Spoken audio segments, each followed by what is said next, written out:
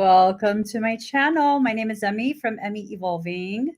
If this is your first time joining me, thank you for finding me. If this is not your first time, thank you for coming back. All right, guys. Oh my gosh. So much information coming through. It's ridiculous. When I asked what today's conversation would be about, what I heard is, you won't believe what soul wants you to know. So you're needing to know something, and your soul is sharing that information. I think for some of you, this is something that is going to reverberate like on a collective level. For others of you, this is something that's going to be, I don't know, the information feels really intense, is what I will say. I'm just getting some cards for us because, okay. Let me just, almost there, guys. I've been coming across so much information this morning. Very, very, very interesting information. I can't share it yet, though. But soul has definitely been trying to bring my attention to, okay, things that will help us to grow. The growth card popped out. Growth. Okay, final deck. Oh, no.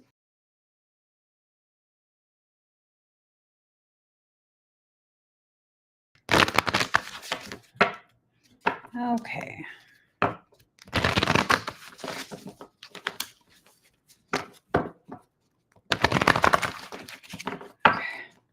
Final shuffle. Here goes. Let's just breathe for a moment. Let me take out.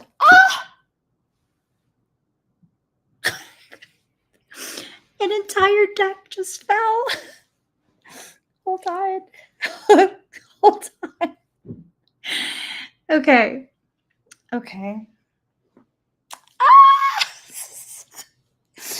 I had to ask my husband to come grab those cards for me because I can't grab them. So the growth card popped up first and foremost. Let me ask him to come and help grab the cards. Oh, Lord.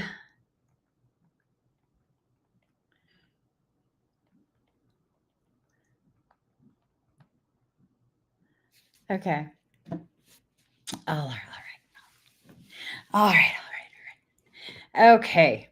Let's get started. Let's see. Okay. Oh, I heard the word binding. Makes sense. It makes sense to me, at least. Okay. So quite a few of these cards, they all fell right in there. That twin flame one, you could just leave that on the floor. No, don't leave it on the floor. Y'all already know how I feel about that subject matter. Okay. All right. So here goes.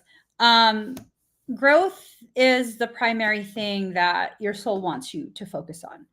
And whatever this growth is, really the task can only be completed by you. There's no one else that can force this. There's no one that can make it easier. Like, you have to be fully present for what's happening in order for this to happen for you. It's a choice that's being made right now. So there are things that are being cleansed in order to create space for you to begin remembering. Remembering what? I don't know, maybe past life things, past life connections.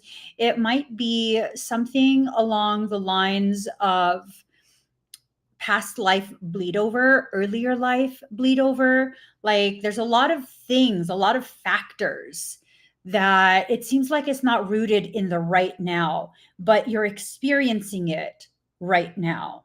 So this tells me that you're in an intense, very, very intense cycle. And this is something your soul has already been trying to communicate to you. It's not a secret to you, because this card's secret in reverse. It's not a secret to you. It might be something that you're misunderstanding, though. Like what's being communicated by soul, you might, maybe, be receiving it in a way that's causing you to project, to push it onto someone that's in your environment, someone that is safe for you. I don't know if that makes sense. Okay. And then of course there's this.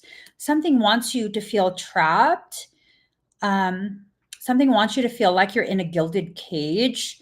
And maybe that's the projection. Maybe before you were in fact trapped. The goodness that you received was really payment for your compliance. For me, when I see this, it reminds me of my very young adulthood. I remember because I was very driven. I've just always been very driven. And I remember I got a job and I was like 17 or 18. I think it was 18. 18. I'm sure I was 18. So I was like 18, and my father found out that I had a job, and he asked me how much I make per hour.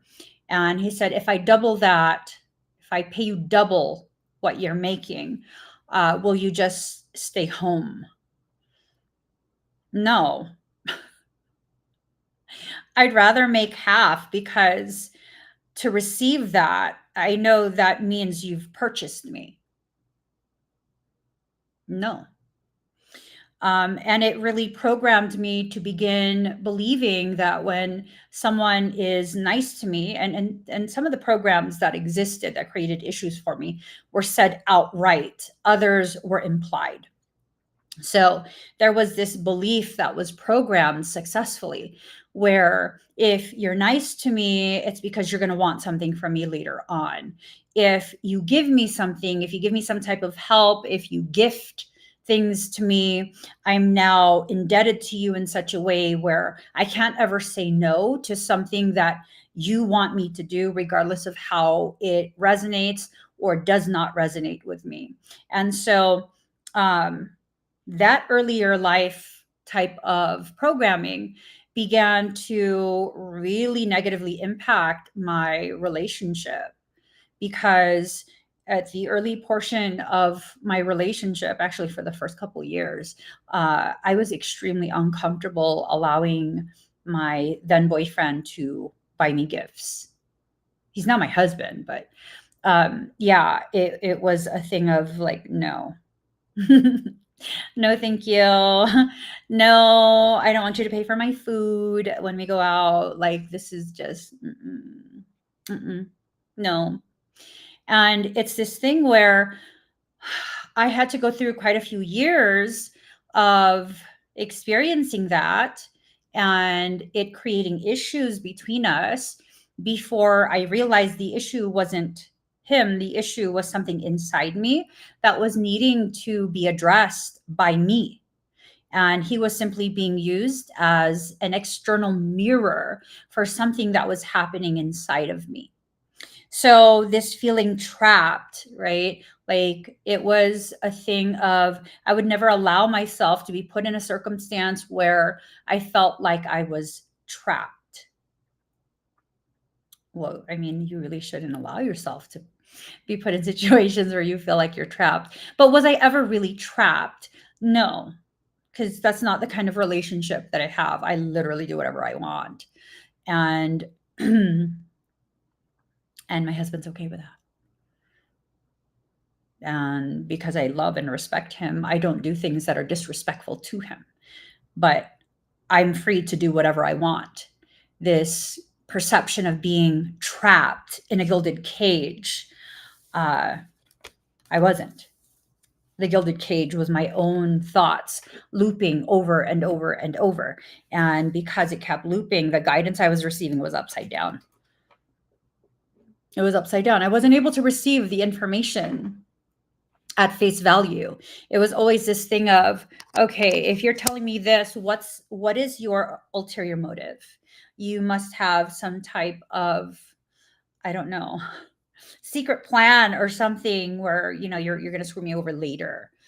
And that's just not true, right? It's just not true. So now your soul is trying to get you to see the ways in which you've been creating issues for yourself. And it's not about pointing out that you're bad or wrong or any of that. It's about your soul trying to recalibrate your perception of who you are and how you're functioning within your life, creating problems for yourself and then projecting it onto other people. That type of cycle is ending. And it's going to be very, very difficult for many people. And the reason it's very difficult, well, because a part of you that's identified as that, it feels like it's dying. It feels like it's being completely removed. And if that's how you identify, that's a scary thing. It's a lot of uncertainty in that. Is your soul trying to destroy you?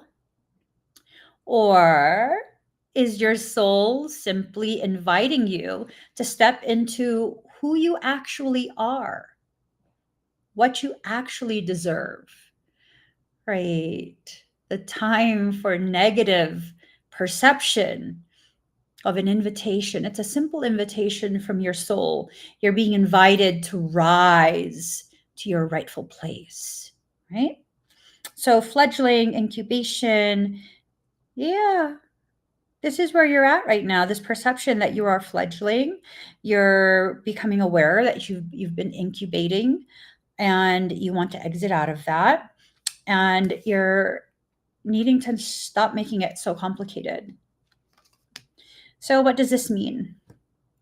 I think for some, it could indicate that you're already in the spaces where you belong, like the friend group, the workspace, relationship, whatever it is. It's unconventional is the sense that I get. It's unconventional. Okay, so the half moon or crescent moon. Crescent moon, crescent moon. You keep trying to open a door that's been locked from the inside, but because you're not allowing yourself to see that you yourself are the one who locked it, you keep fighting against that doorknob. It won't open and you're starting to freak out. That's why you're feeling trapped. That's why you are feeling trapped.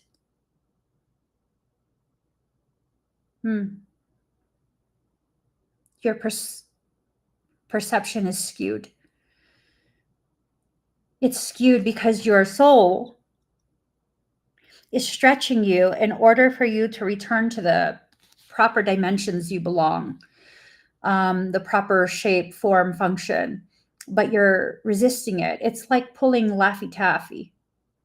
It's like pulling taffy. It creates a distortion. If you allow yourself to simply go through the process, you restore your pliability. You restore that flexible strength. Your tensegrity is shifted in such a way that your true power is actually amplified. What's a better structure?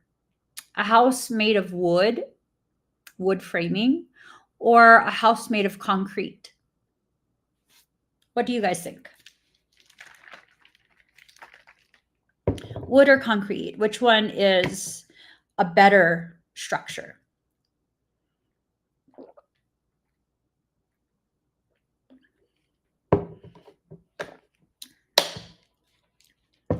So people who are afraid of their weakness, their perceived weakness, they'll say a house made of concrete, cinder blocks, brick. Those are solid. Depends on your environment.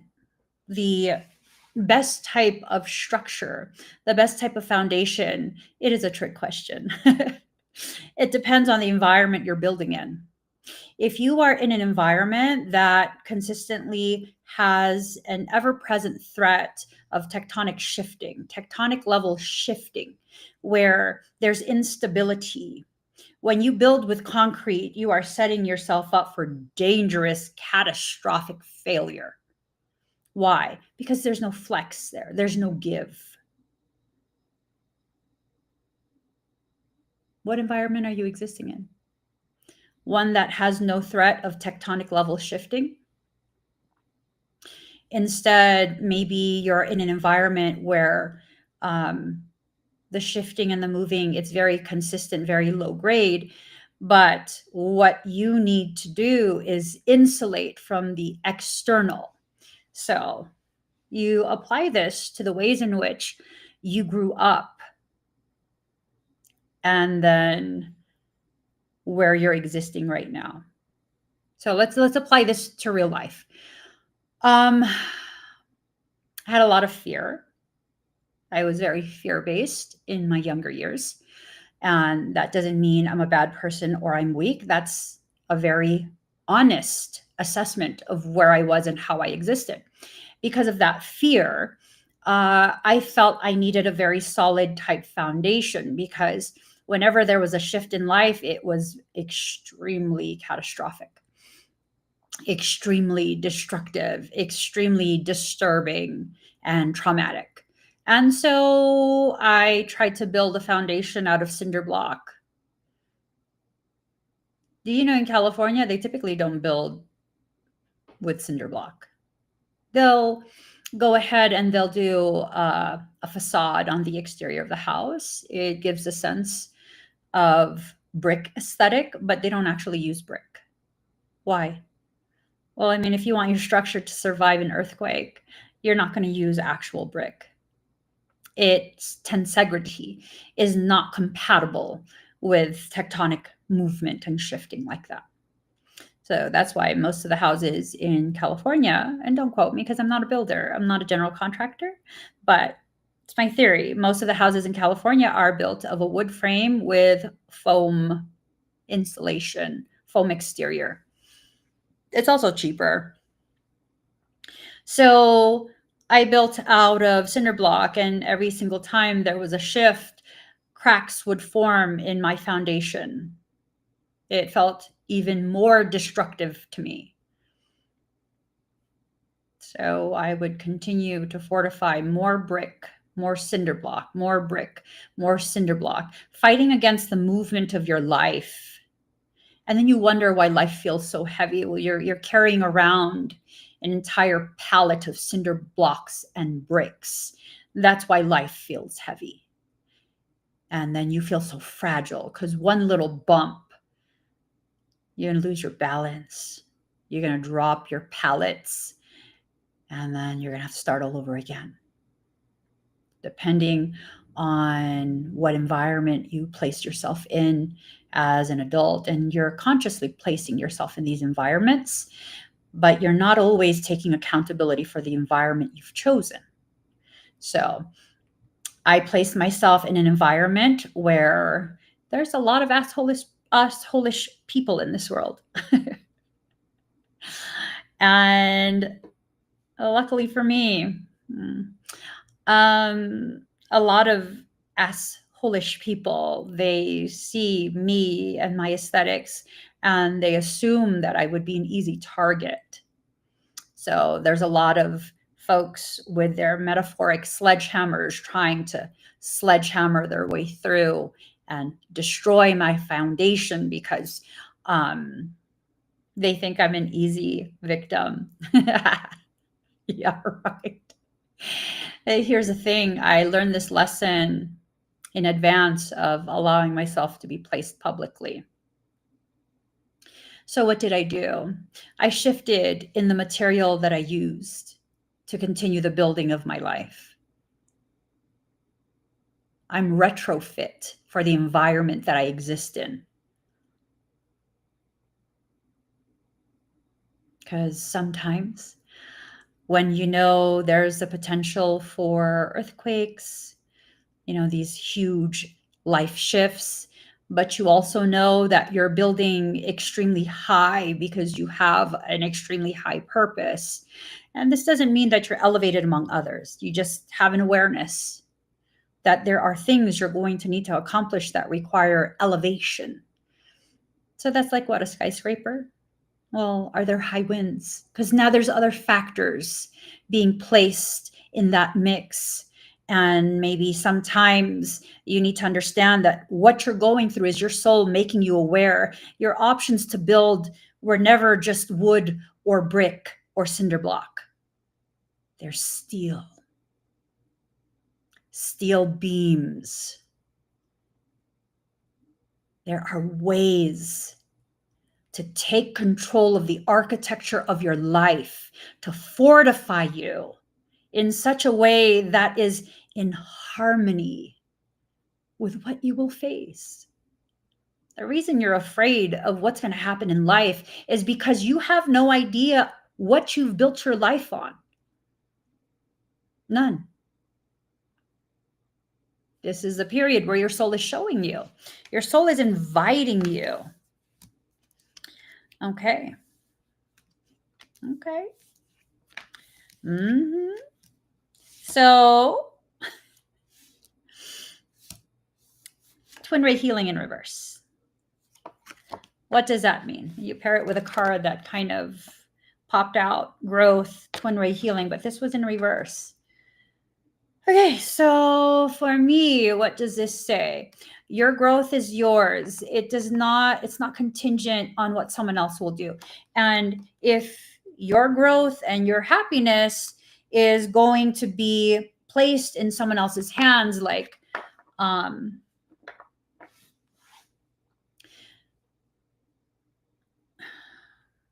it's just not taking accountability. I'm not sure why, but I lately I've been really thinking about the early portions of the history of my relationship. And it was a lot of me just assuming that I was kind of the superior.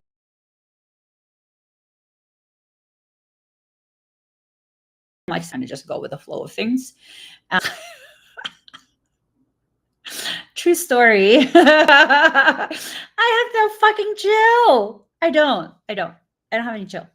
And I'm intense. I'm extremely intense. I'm extremely observant and hypercritical. These are things that I've I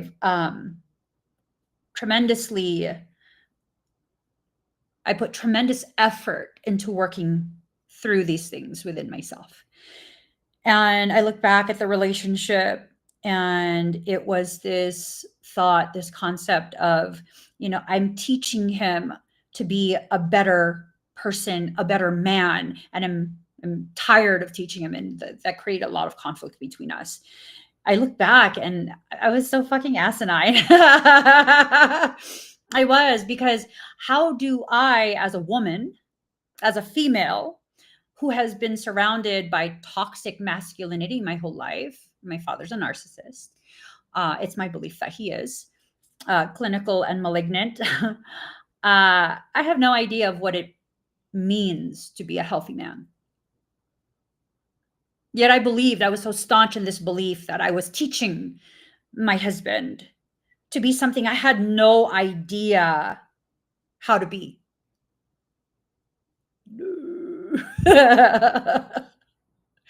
Think on that, guys. Think on that for a second.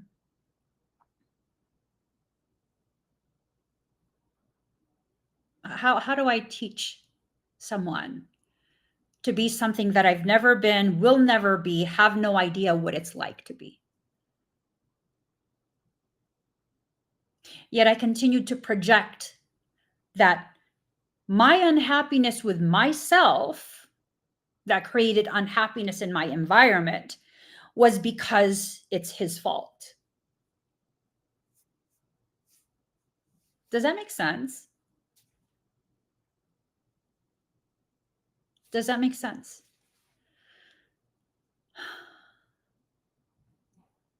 Because now that I've reached the level of maturity that I'm currently at, which is not at the highest level that I have the potential to reach, I look back and I'm like, I was so obnoxious.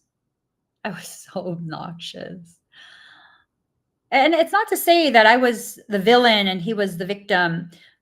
It's to say that we both were equally wounded, equally flawed, equally unsure, and equally confused as to how we're supposed to grow.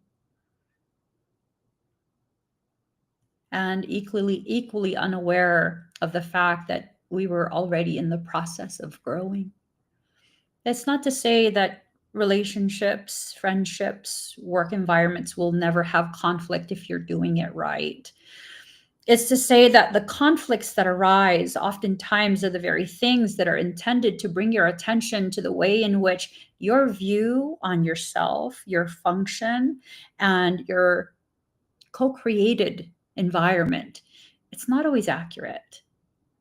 Because now these days, you guys have heard me say this so many times over the years, quite possibly, aside from our children, my husband has been the greatest teacher I've ever come across. Why? He has no intention of teaching me. He simply exists with me. He simply exists. And he holds such a profound space that used to irritate me because it's like, I want conflict.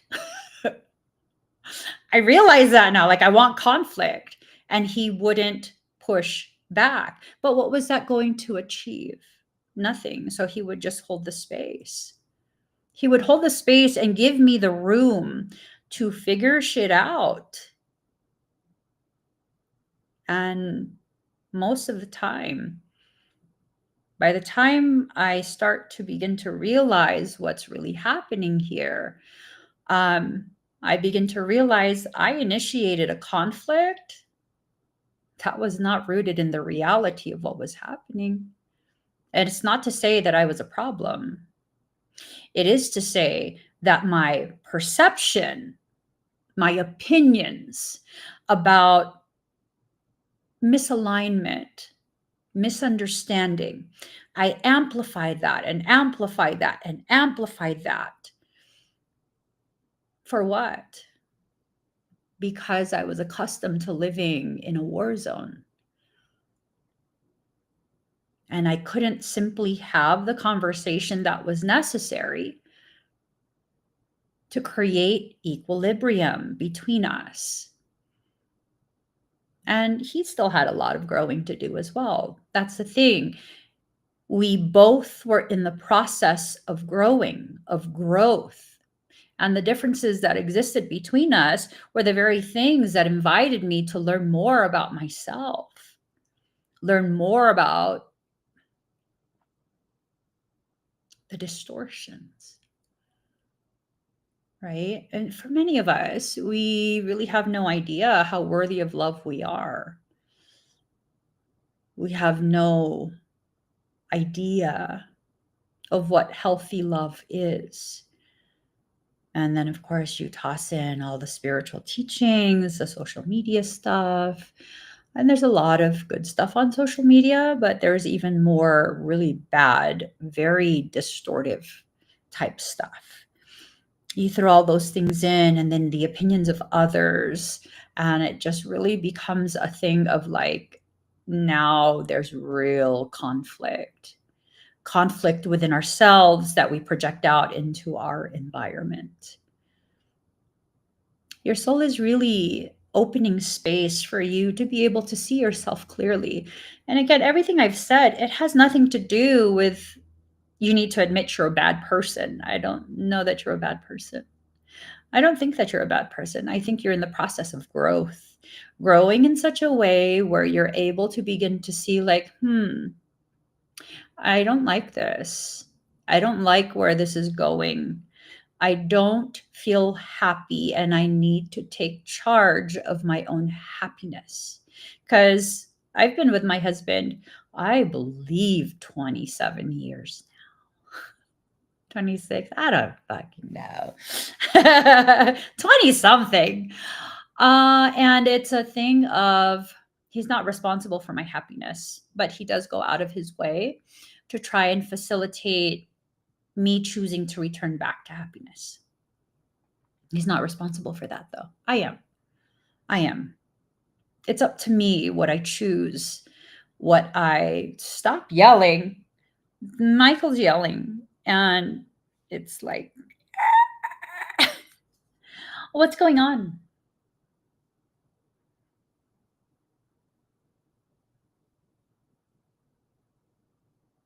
That's not good. How do you guys feel? Do you guys feel like weird in a not good way? Weird anxiety climbing, pressure clicking, high frequency squeal type sound in the ear, pressure on the forehead, pressure on the chest.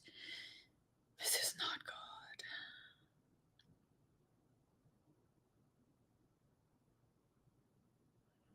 Okay. We're just going to push through. Okay. Let's see. It's a cherry on top. Give me 1 second. Let me look through my notifications. Dealing with toxic people. Helpful but not required. I got into the room. So far, so good. Take note of the details outlined.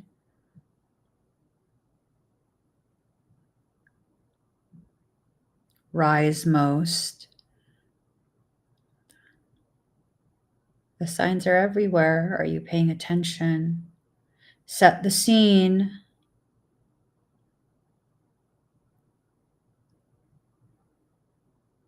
You don't have to break the bank. Slightly sharper.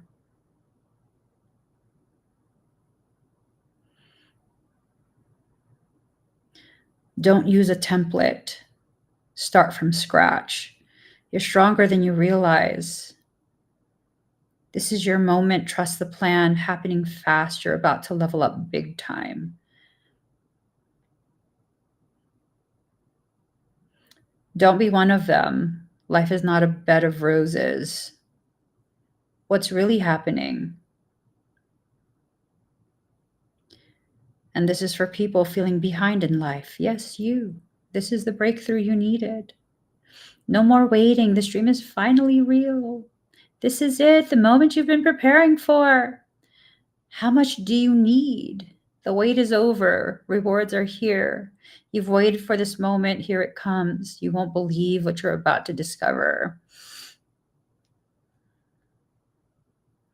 Skills.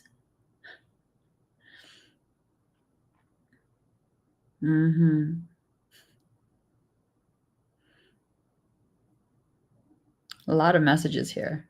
A lot of messages. Lots and lots and lots of messages. Let's see. What are you guys feeling? The energy around my heart feels crackly, and down my arms and legs, high-pitched sounds since yesterday.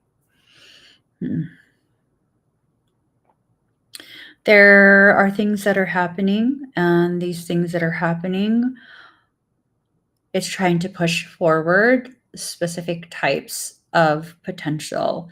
When you allow yourself to feed into that, then you are helping to bring this negative potential to full fruition. Most of us are not aware of the way our energy is being used and harvested by other things. So you need to become cognitive of it. You need to allow yourself to become aware. Okay.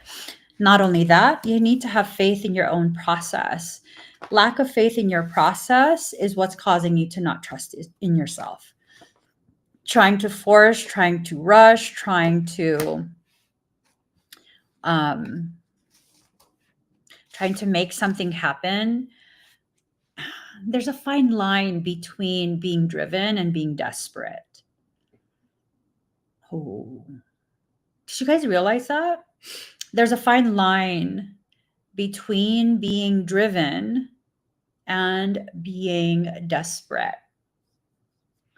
Do you guys know what that line is?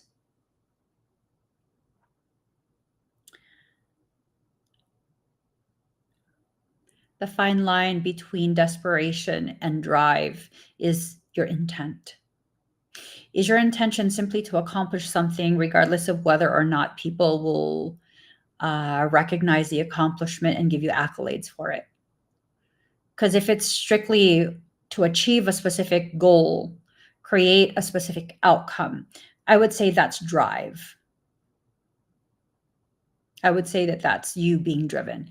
However, if you being driven, your goal is to prove something to other people, to prove that you're enough, that you have value, that you're worthy, that, you're not less than someone else, you're trying to keep up and this and that. That's not drive. That's desperation. Are you desperate? And be honest with yourself. I've existed in a space of desperation several times in my life.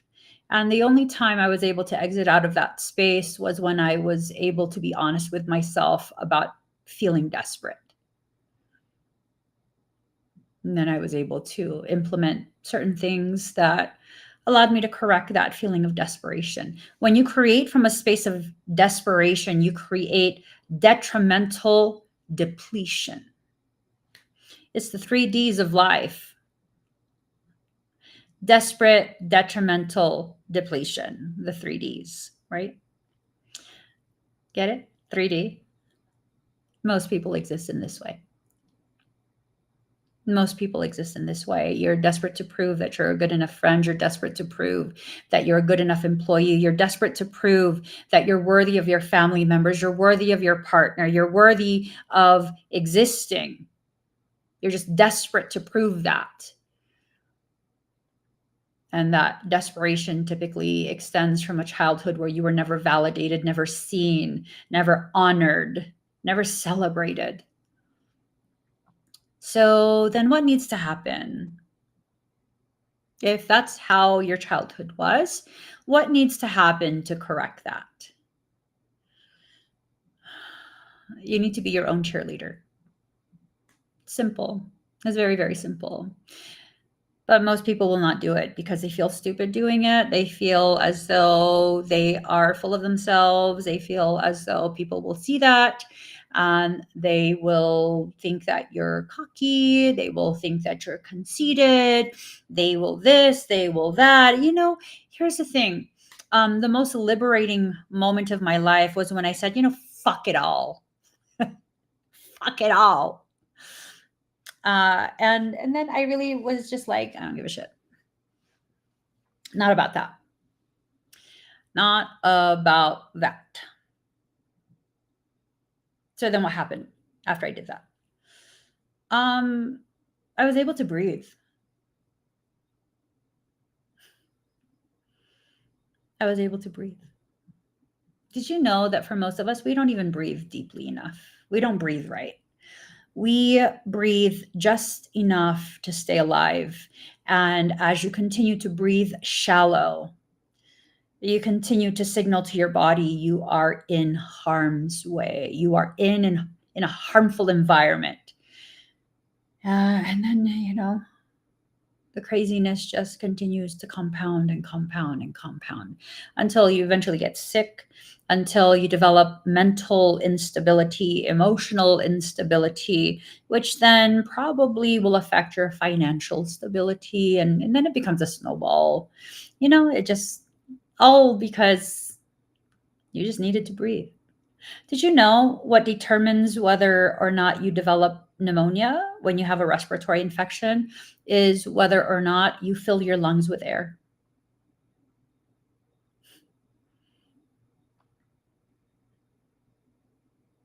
For many people, when you get a respiratory infection, you typically, and I'm not a doctor, this is just my observation as someone who has sensitivities to specific types of things.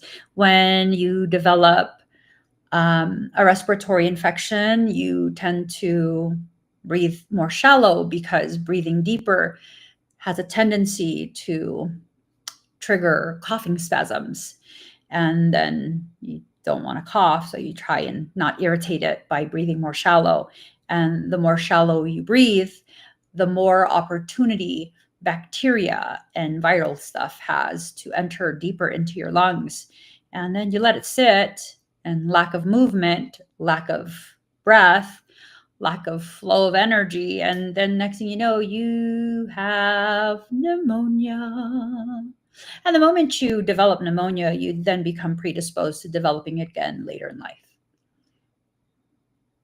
So, what do you need to do? What is it that you need to do? Oh, when I lived with my brother and son, I got pneumonia over and over again. It was awful. Lisa, when you lived with those two people and continuously got pneumonia over and over, were you constantly in a state of stress, tension? You wanted to like side skirt whatever conflict you could. So you were walking on eggshells, tiptoeing around, trying not to breathe too loud and disturb the very delicate peace that actually didn't exist, but you didn't want to trigger anyone. Super curious. Super, super, super curious. I used to get sick really, really bad all the time, all the time. And then I went through a period where my family was super insulated and we didn't get sick for quite a few years. And now we're not super duper insulated and we get exposed to things here and there. And, you know, or they spray the air or whatever. And we'll get respiratory infections. And at first, I went through that where I got real sick. And then I began to command my body and I began to tell myself, you're going to cough anyway, so might as well take a deep breath. And now I don't get as sick as I did when I first started getting sick. Right?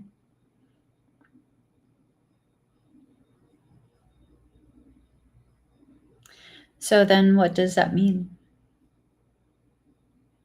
I began using my power for myself first and foremost so that I could remain in a healthier state so that I could take care of my children and my husband if they get sick.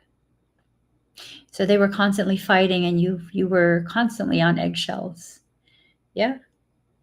Suppression. When you suppress, when you oppress, when you repress, everything that's kind of staved off, even if you take a lot of like, what are they called? Allergy meds, Benadryl, things like that. Allergy meds. Eventually it enters into the lungs. This was explained to me by my treating naturopath when I was still seeing her. I have asthma because there's so much I suppress. And I know when I'm doing too much and suppressing too much, because what happens? I start to wheeze. I become so much more susceptible to all sorts of different things. So much more susceptible. Mm-hmm. Yeah. So more recently, all of my family got sick. And it was a respiratory thing. And surprisingly, I didn't, because I have the weakest lungs in the family because of all the suppression. I have the weakest lungs, and it usually hits me the hardest. And this time I didn't get sick at all. And I think it was because I was just so fucking pissed off at how much demonic attack I had already sustained in the entirety of this year. And I'm just so fucking over it. So over it. And I was just like, no more. No fucking more. And so I didn't get sick. It was weird. It was weird. Because usually I'll be the one who gets sick first. I'll start with a wheezing first and the struggle to breathe and all of that. So observe where you are within your journey, within your life, and begin taking stock of how you suppress, how you oppress yourself, how you project onto others things that really are only within your grasp to control. It's up to you. It's up to you. Your soul wants you to know this. You have to release your allegiance to your trauma. Let me just.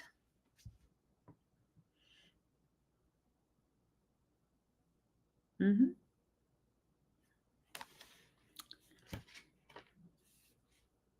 I think for many of us, we don't realize we have this allegiance to the trauma that we've carried since childhood. We will defend that trauma and blame everyone else.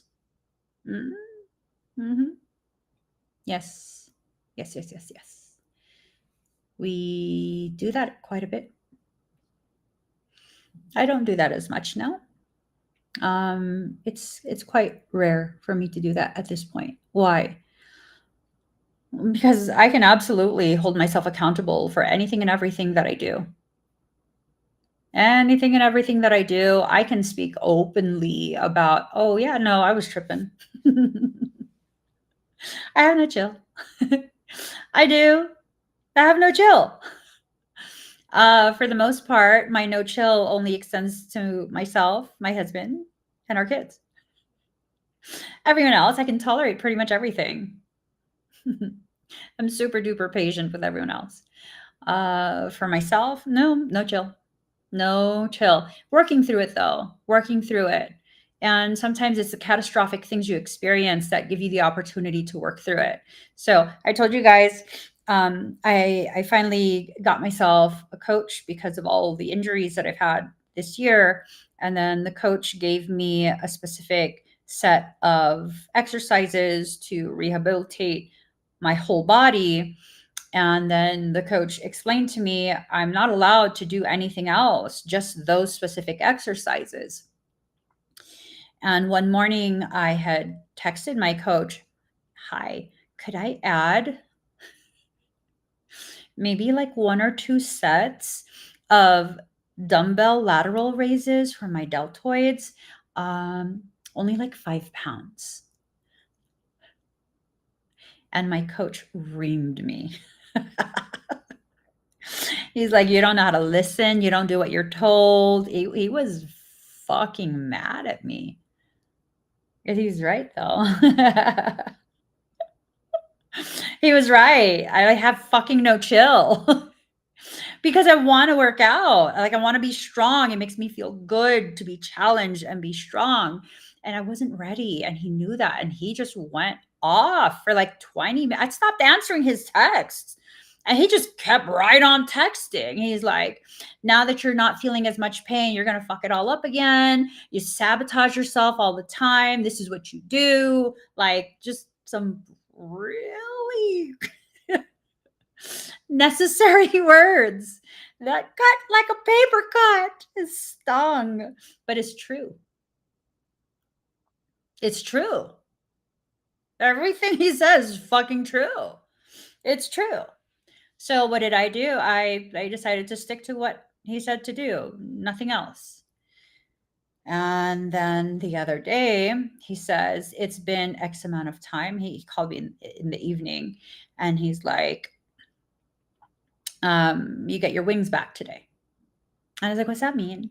And he's like, you can start adding exercises, do whatever you want. But here's the thing. I hadn't told him I had slipped my disc again. And I told him in that phone call, I said, I can't, not yet, because I slipped a disc again. He's like, what were you doing? Because he was prepared to hear me say that I have no chill again. And I said, I wasn't doing anything. I was just standing there and the disc slipped out. And it has a lot to do with when my body feels fatigued because I did too much, which I did. Neuromuscular stimulation using electrodes. So that contracts the muscle at a much deeper level than even proper form and heavy weights. So I did a session of that and my back was fatigued. And when I'm tired, my muscles will not hold my joints in place. I have to strengthen the tendons, which is why I did that, knowing I would fatigue my muscles. So I let him know. Even if I have no chill, I have a responsibility to keep myself safe. And so he agreed, like, yeah, no, not yet then. Wait another maybe 2 weeks and you can start adding things slowly. go based on the way you feel. If you feel compromised that day, then don't do that. Like, yeah, I can do that. I can do that. So now my no chill is not about driving myself to the point of exhaustion. It's about controlling that energy so that my form is impeccable. My holds are stronger and I'm engaging what should be engaged. So I'm making these little tweaks in the movements. Just little things that further engage what needs to be engaged. And maybe this is a period where your soul is inviting you to make those little shifts, those little changes. And you might be like, well, okay, what do you mean? Okay, well, if you continue with the workout analogy, he was having me do planks using the TRX band. So I shove my feet into the bands, and it's a suspension band. It'll basically keep my feet off the ground, but there's movement to it. So there's instability. It engages my core even more. It's not like doing a plank on the floor because the floor doesn't move. So now it's working my stabilizers deep in my core, along my multifidus, rector spinae, those type of things. And just last week, I could only go on my elbows, which that's challenging enough. It was challenging enough. And today, I'm on my hands doing planks with proper form, engaging what needs to be engaged. Okay. That's progress. I'm getting stronger. Still in pain, but less pain. Not only do I feel less injured, I feel more at peace because the progression is registering. I'm still not where I should be, nowhere near what I should be, but I'm where I must be right now. That frustration that I normally would feel, that like wanting to cry, like it's not fair, it was never supposed to be fair. It was supposed to be challenging. Let me say that again because it's important. It was never supposed to be fair. It was always supposed to challenge you to reach the highest potential you have the capacity to reach in that moment.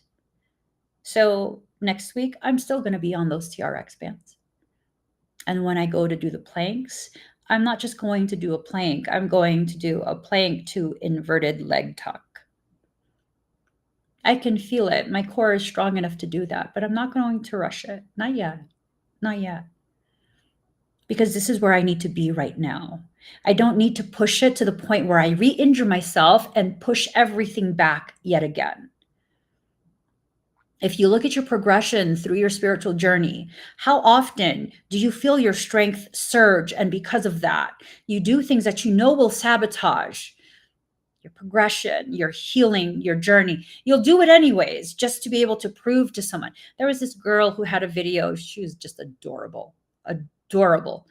And she was so proud of herself. She's like, I hit my PR. She was doing hip thrusts, except she was doing it wrong. So that PR doesn't count. All she did was expose herself to extreme vulnerability, to serious back injury. You don't fuck with your back like that. Absolutely not. Absolutely not. A hip thrust is a specific type of movement. It's a hinge movement. It is not a thrust your hip forward like you're fornicating a barbell. No, there is nothing like that. You are hinging. If you can't keep that core stable, flat, contracted, you're going to hurt yourself. I didn't comment at all. There were already quite a few people who, in a very loving, very respectful manner, were giving her the advice that she needs. You need to put lighter weight. You broke your form. Second rep, you broke your form. You know, fuck up your back real good. As someone who's had a fucked up back for quite a few years, since 2002, I don't fuck around with that. No, Absolutely not. L5S1, that will fuck up your whole life. I'm good. Yet I'm able to, I'll work up to it again. I was able to hip thrust over 500 pounds. Proper form. That's the key. Proper form. If you're going to do heavy lifting for your life, if you can do it, shit, do it. Hell yeah, do it. But is your form proper? Because if it's not, don't. There's no point. You want to prove to someone else that you can, there's no point. There is no point. You have people who go through their spiritual process, and their spiritual process is nothing but the equivalent of ego lifting at the gym.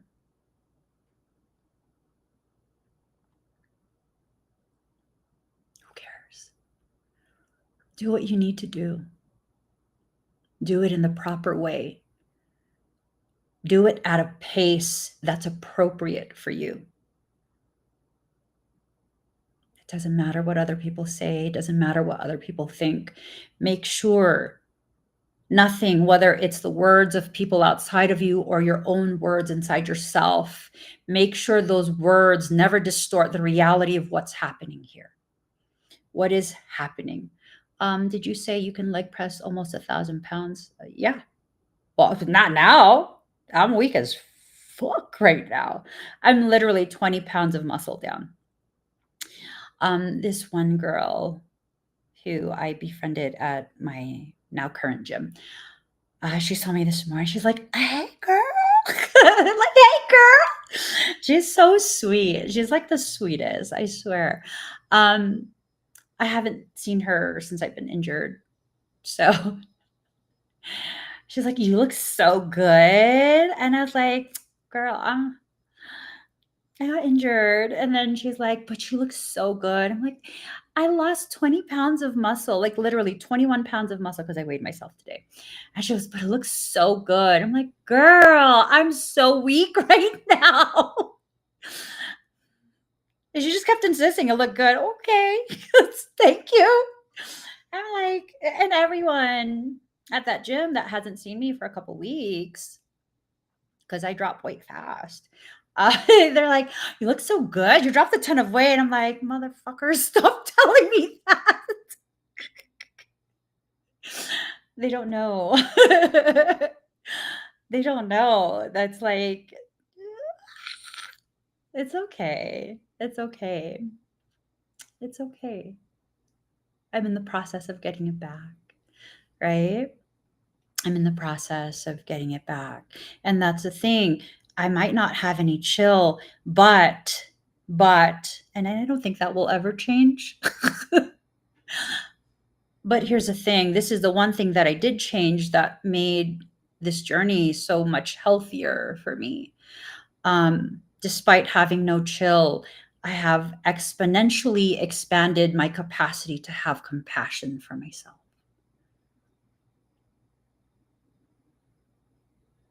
Exponential compassion. Like, yes, that's what I needed. That's what I needed. So this card pops up, right? Defend to the end the worthwhile, but it's in reverse. So does this mean that you should just let people walk all over you because, you're the problem, you're being too bitchy? No, it means remove yourself from the environments where you consistently have to fight. And if that environment is internal, then you need to rotate and place yourself somewhere else within your journey. Sometimes, we continue to exist in a mental house because you have multiple mental houses, multiple emotional houses. You have an entire real estate portfolio within yourself. And sometimes we continue to live in the very emotional or mental house that has already been condemned many years ago. You still continue to live there with the black mold and the cracked foundation and the leaking roof and the broken windows. Why? Because you're comfortable there?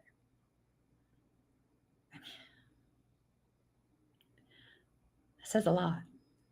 You've become so comfortable in a state of disarray, dysfunction, and then you'll nitpick everyone around you.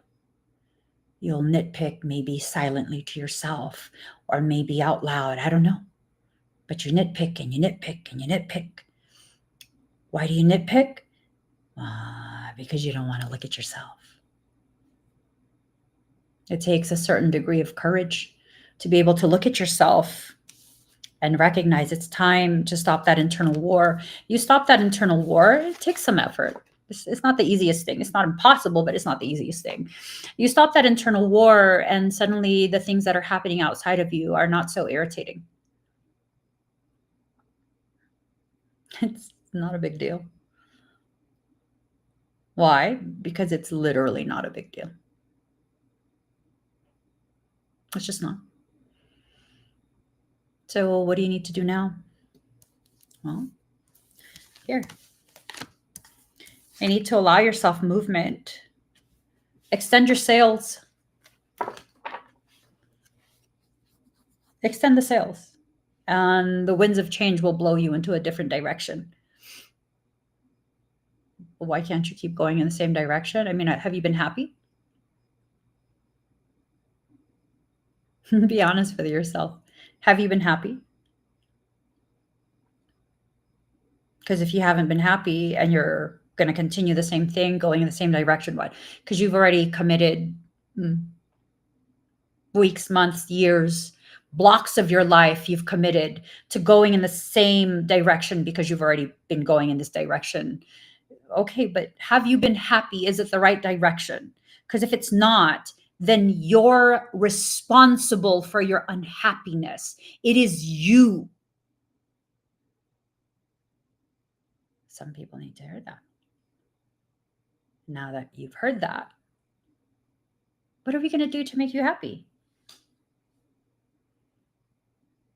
Because you have control over that. You do. You have control over that. It's not something that someone else outside of you is going to do. It's what you are going to do for yourself. How are you going to shift it? You guys just saw me a couple live streams ago, and I was like really upset. I couldn't control it. I couldn't hide it. I was upset at the way my health has gone. And I'm so different today. Why is that? Thank you for the reminder, Lindsay. Because I choose not to stay in that same mind frame. I'm still injured. I'm still in pain right now. Okay. Okay. I had a good workout. I had a damn good workout. It was only like, I don't know, 4,000 or 5,000 pounds that I was able to lift. That's nothing compared to over 100,000. But damn, my body's feeling stronger. I'm feeling more solidified in this rehabilitation journey. And, I blast my lats every workout, right? That's one thing that has atrophied, and I need to restore that function. So I do a ton of lat pull downs. I say a ton like it's a lot. No, it's only 2 sets. But there's 3 types that I do. And it's this thing of the way it moves, the way my shoulder blades track, because I have an injury with a shoulder blade as well. It's being restored. And I'm happy about that. I challenge myself. I'm still nowhere near what I used to do, but I challenge myself and my body's responding, and that's all I can ask for right now. And that's what I've worked towards, and I'm getting the results. Aesthetically, no. No, not at all. The feeling, the movement, the form, the function, yes, I'm feeling the difference. And that's all I can do is celebrate that little win. And I might not have that same win tomorrow. I might not feel the same tomorrow. That's okay. I can still celebrate the right now. My body is tired. I can feel my muscles are very fatigued. I don't have the stamina that I used to have. That's okay. It's okay. I'm building something different this time. This time, it's not just for aesthetics, packing on the weight as much as I possibly can on my little ass frame. It is what it is. I need to be strong from deep inside my core before I set any other goal. I need to know that everything is working in the way it needs to work before I set any other goal. I'll get there. My body remembers. I've gained about 3 pounds of muscle back in the last week. And I'm not even counting my macros. My tissues are swelling, the muscles are like, oh, we're working again? Okay. I'm like, yes, baby boo, come back. It's nowhere near where I was, but I'm not where I was. Where I was not focused on what I need to do for me. Where I was focused strictly on a specific goal, a specific time frame. Where I was a space of desperate desire to win. It didn't take my needs into consideration. It didn't factor in my ascension mechanics. And where I was serves me now. Why? Because, baby boo, if I didn't have the 20 pounds of muscle that my body ate, holy fucking shit, I'd be hospitalized. You guys, hold on. You need to understand how much my body ate. Okay. My little ass body. It's okay. You'll get that back. I just saw my leg from earlier today. I gotta laugh. I was talking to my body today because my hamstring freaked the fuck out. In the middle of an exercise, my hamstring freaked out. And I was like, calm down, little chicken leg. Calm down, little chicken leg. Relax. Don't be so angry. Don't be angry, little chicken leg. And I know the other people at the gym is fucking cracking up. Like, what? What is this girl? Who is this girl talking to? My legs. Leave me alone.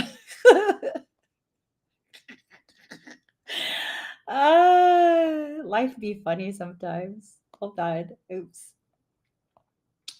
All right. This is shit looks like I had the proportions of a Clydesdale. Okay, here. Hold on. No, I don't want to make my ass a sticker. Get out of here. Okay, I'm going to show you guys this because y'all need to see. Okay, here. Let me. All right. So this is after I got injured the first time. And you see how thick that shit is? I could barely fit some of my pants at that point. Like, those are my quads that you could see from the back. I was just, yeah. It is what it is. It is what it is. Me today with my flapjack, and chicken leg. Yeah, just you know. My little chickies is right there. It's a little chicky. Hold on. I should maybe if I show you guys while it's straight. It makes me laugh. This shit is scrawny. I'm hella scrawny. But it's okay. My body's already spawning after a week. Right? I don't have that ridiculous pain that I was having. That pain is gone. I still have pain, but that pain of like catastrophic injury is gone. You have to allow yourself to recognize the ways in which your perceived loss is actually a type of gift. It's a deconstruction that allows you to rebuild in a way that's more aligned with what you're actually going to do in life. What you're actually going to do in life. Thank you, Berta. I will get it back. I will. And I'm now not in a rush to get it back as my body feels stronger. I feel much better. I really do. I feel much better.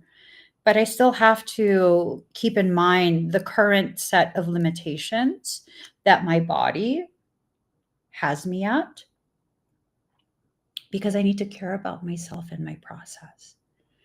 Just like you have to care about yourself and your process. You have to go through your spiritual stuff in the way it needs to happen.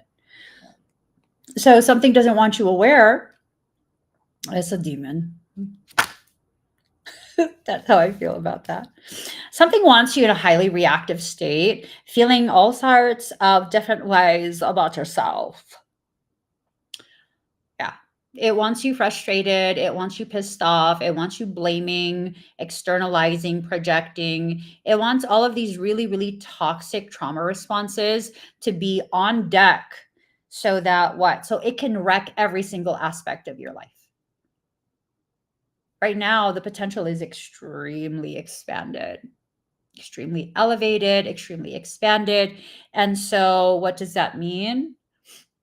That means you have the capacity to do extremely expanded, profounded, positive things, as well as negative things.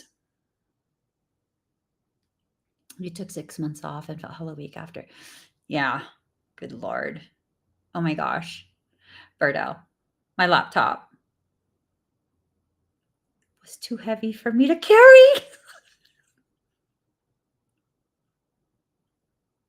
I'm not even joking.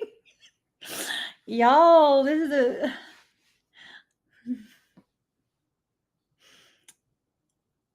Like, wrap your mind around that.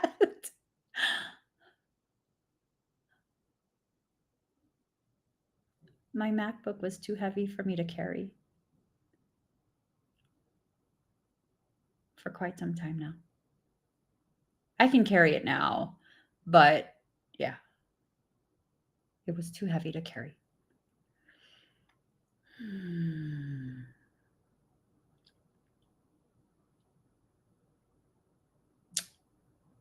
Mm-hmm. Because I couldn't. Instantly, I could feel I was going to injure myself even more so. As someone who's hyper independent, I'm hyper independent, right? As someone who's like that, it is just another level of devastation to have to depend on others, to lose your independence in that way. It's crazy. It hurts. And a lot of my pain, I'm realizing in this moment, a lot of my physical pain is really an expression of the emotional pain that I wouldn't allow myself to acknowledge.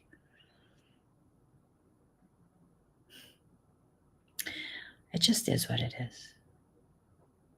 And what your soul wants you to know is that you're being led through something, and this is nothing more than a process.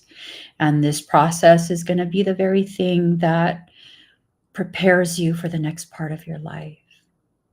The part where you are in your full power, the part where you've learned to show yourself some grace, you've learned to just really give yourself the freedom to exist.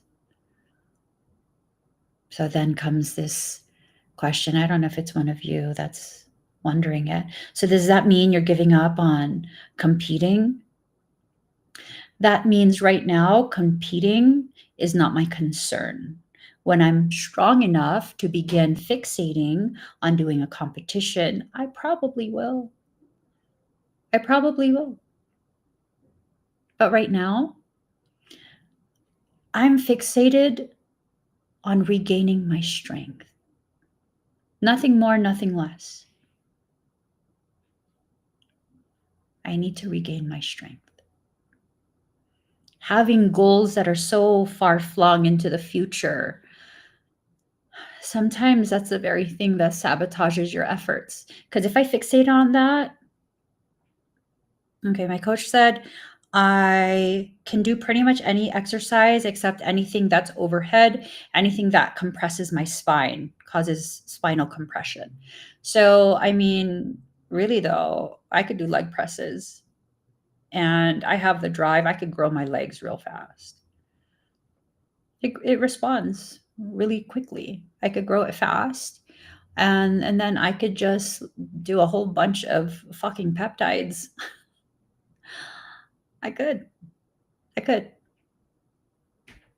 There's a peptide for this, a peptide for that. I could fucking swell my tissues. I have been studying some of the science behind all of these things, and I've learned some techniques that are extremely effective. What will that do me? My hip flexors are intimately connected with my core and my back. I make those excessively strong while my core is still excessively weak. That's a recipe to fuck myself up so good. I'm not willing to. I'm not willing to. You see, part of this parasitic thing, this demonic thing, it's about triggering your insecurities. It's about causing you to look at yourself and think and feel that you are less than because something that what you worked for, you no longer have. Maybe you no longer have it because you no longer need it. Or maybe what was built from trauma and a desperate desire to prove even to yourself that you are strong enough. And now I don't need that. Whatever I lost that was built when I was in that mindset, I won't miss it. My body continues to build. You know, I think it's like every 7 years. I think, don't quote me. I think it's every 7 years. Science has said that your body is completely rebuilt. You're made of completely new cells.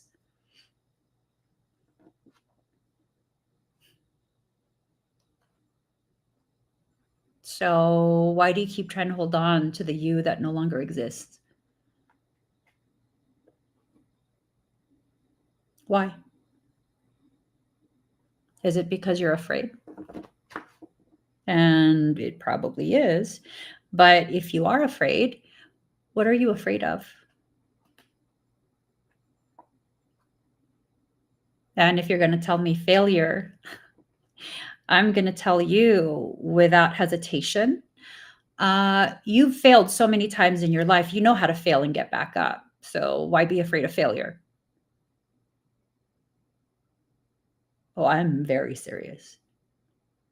That's one thing I realized about myself. I tried to convince myself that I didn't do certain things. I didn't allow myself to attempt specific things because I was afraid of failure. In reality, I was not afraid of failure at all. I'm very good at mitigating failure. That's one of my most developed skills.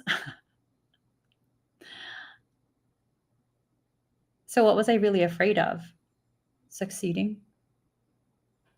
Because then if I succeed and other people witness it, then I can't go back to that small space that I've allowed myself to become comfortable existing in, despite how painful it was.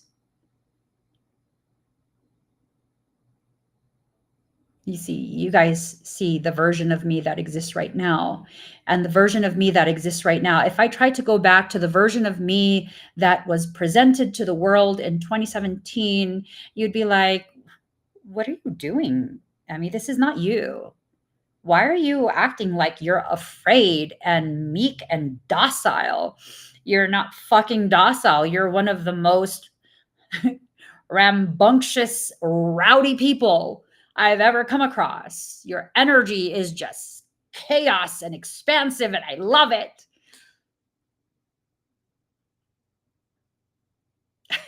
You'd be like, what are you doing? That's not you. Right. Right. It was me, but it's not me anymore. So the rebirth of magic, reborn from shadow, the things that you've always been and have hidden away, it's coming back to you now. You're being invited to be who you actually are. And who are you? If you're going to be honest, you would answer me, I don't know. If you're trying to prove something, you would give me all these labels. You see how that works? Social media has done a big number on almost all of you. So some of you will say, I'm healed. Oh, I'm a high priestess. I'm a Magdalene priestess, goddess priestess. Oh, I'm a shaman. Oh, I'm a light worker. I'm a light warrior. I'm a spiritualist. What are the other two? I'm a star seed. And in my head, I'm saying it like Stifler's mom. I'm a star seed. Yeah, all these like, yeah. And I'm not laughing about people using these terms. I'm laughing because I was saying it like Stifler's mom in my head. What are these labels? It's not you. Might be an aspect of something you've been filtered through, but it's not you. I've been filtered through Arcturus. It's given me an elevated capacity and desire to create opportunity for physiological as well as psychological healing for clients. Am I Arcturian? No, I'm human. I'm human. I got a big ass forehead like them. I got eye slant like they do. And when I get really lean, my eyes look big as fuck, like an Arcturian. Am I Arcturian? No, I was filtered through them. I was also filtered through the founders. What's that mean? I'm what? Nothing. It doesn't mean anything to me. But Amy, are you a Blu-ray? Yeah, all humans are Blu-ray. Humans are hybridized Melchizedek. So what does that mean? Nothing.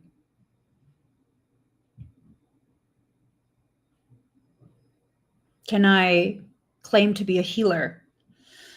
I mean, I guess technically, because I do have a body of work that definitively proves my capacity to heal beyond what medical science can explain. So, yeah, technically, I can use that term. But in real life, am I a healer? No, I should have healed myself already.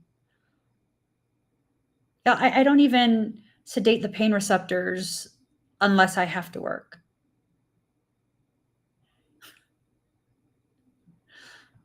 Tell me that's not fucking crazy.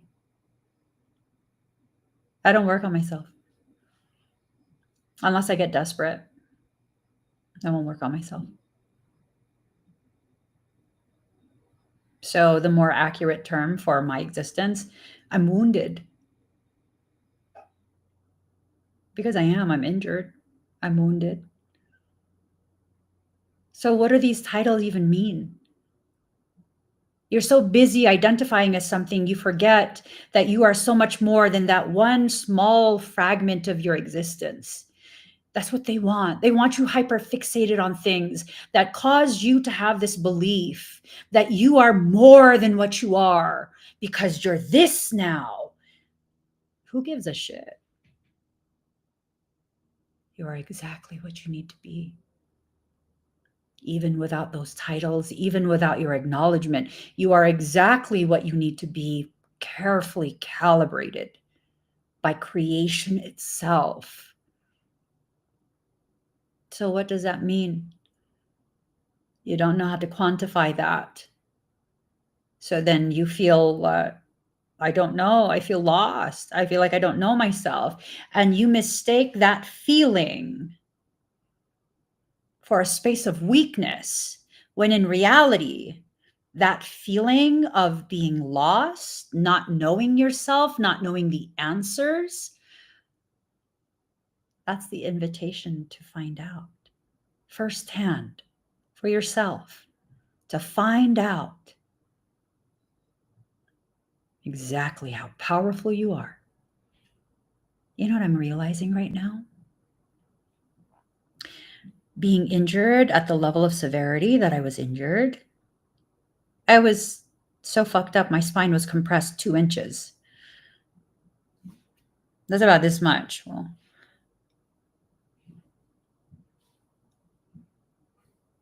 yeah, that's about this much. That's 2 inches. I lost 2 inches.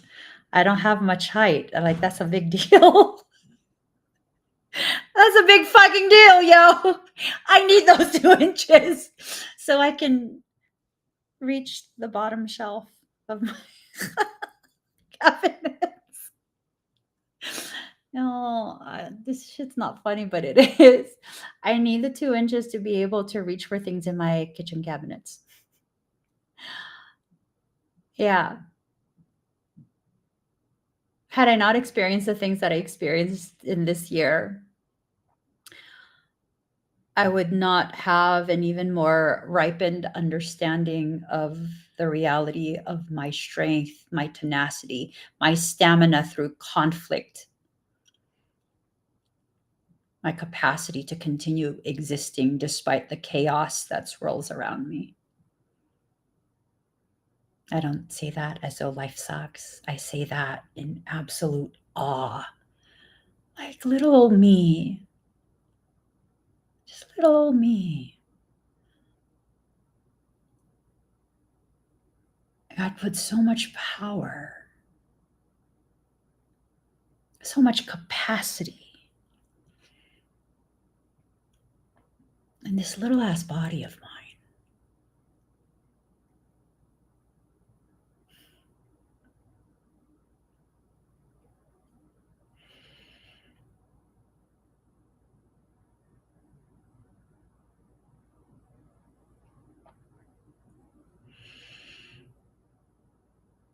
And when I say it like that,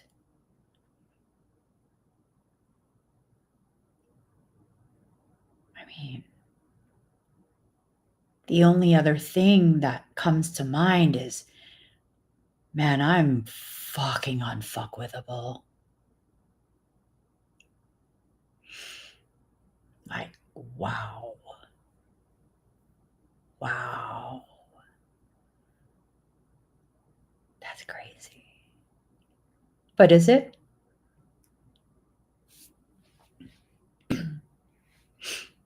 Is it crazy, or is it only crazy to me because I still, to some degree, exist in a space where it's hard for me to accept and acknowledge I'm a powerful person. And in my power, I do amazing, beautiful things, not just for myself, not just for my family, for everyone. I like that. I like that a lot. I like that. I will say there were moments through this process that's extended the entirety of 2025 at this point, where I questioned, why do I do so much for other people when I am in such a fucked up space? Why do I continue to do so much for other people? That's stupid. That's obnoxious. Is it?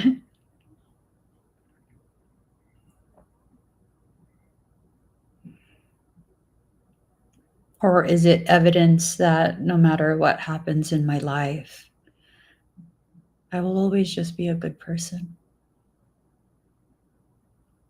No matter how much pain I'm in, no matter what I'm asked or forced to endure, I will always just be a good, kind, loving, and compassionate person. That's who I am. I don't have to question that anymore.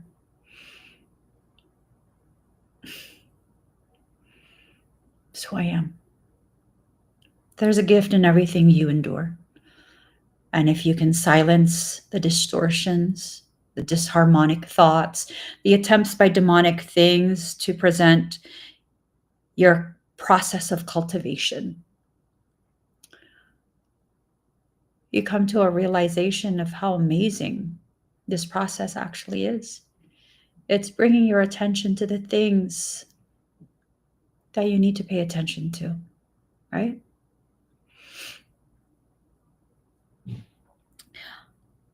Because I'm chosen. Chosen by what? We all were hand chosen to exist in this moment. So technically and in all other sense of the concept, we're all chosen.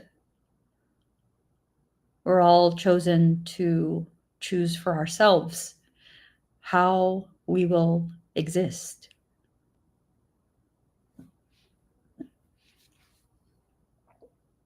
Michael asks me, is it my humbleness and my humility that causes me to refuse to be associated with the concept of being a chosen one?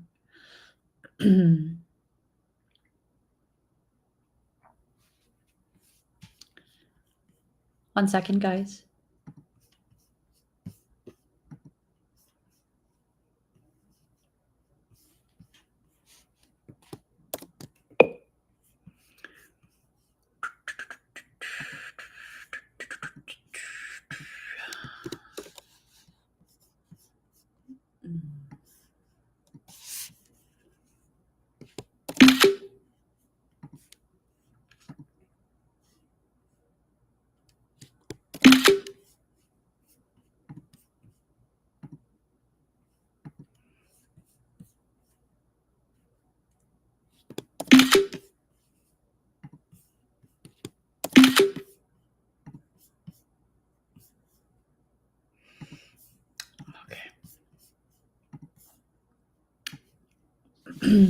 So, last part of the message.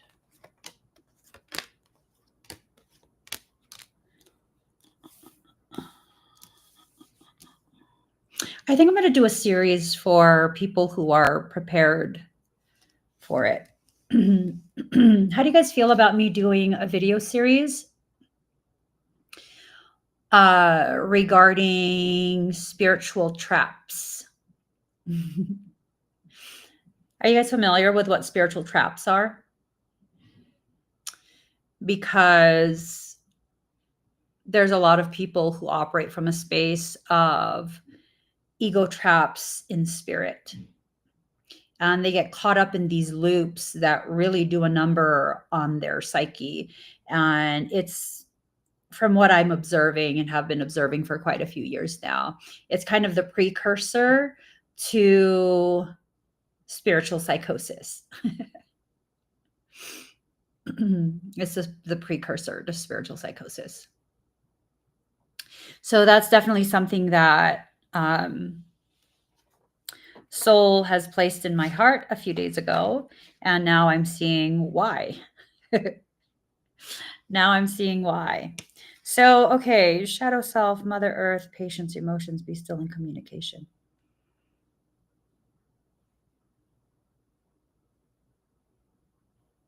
You're being asked to traverse your valley of shadows to bring your power back into this earthly existence. You need to have patience with this process because emotions are going to be the very thing that's used to serve as an impetus for this process.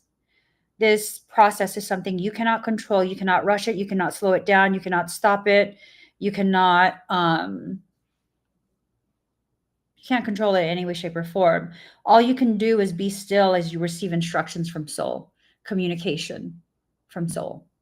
So I'm going to do a video series. I'm going to give it to my social media gal. It's a video series on spiritual traps. And hopefully the people who need to receive that will receive that. Honey, believe, how are you? How are you? I hope you're doing well. Um, we still have that work that we need to do. So hopefully you'll join me for the next live stream, the next expedites, and we can do a little some of that, right?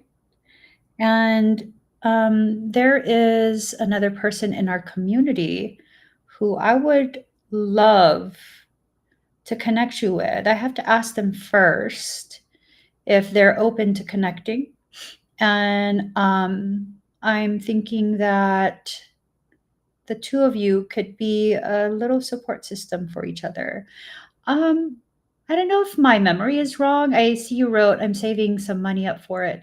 I don't know if my memory is wrong, but I am kind of thinking you had already paid for it.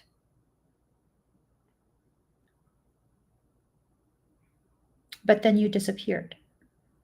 You did, right? You did. You converted it. So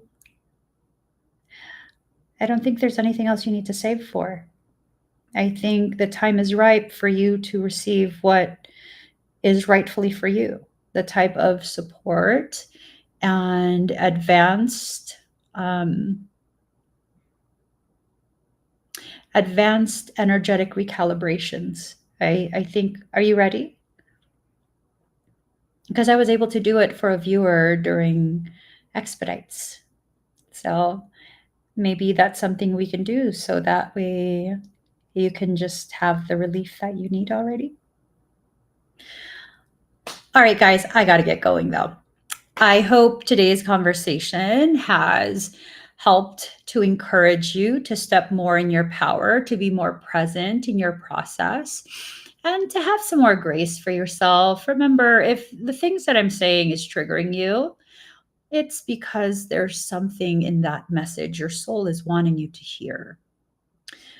Separate the emotion for a moment. Re-listen to the part that triggered you. Ask your soul, what part of this was I supposed to receive? Might not be the whole message. It's probably not the whole video. If you allow yourself to receive what needs to be received, guess what? You get that much further on your process. And that's important. Okay? So nothing I said was intended to make anyone feel bad, but I can't control how it makes you feel. So when you feel things, you need to look at where you're feeling it and why. Because your soul is trying to bring your attention to something. So if you pay attention to it, you can begin the process of actually resolving it.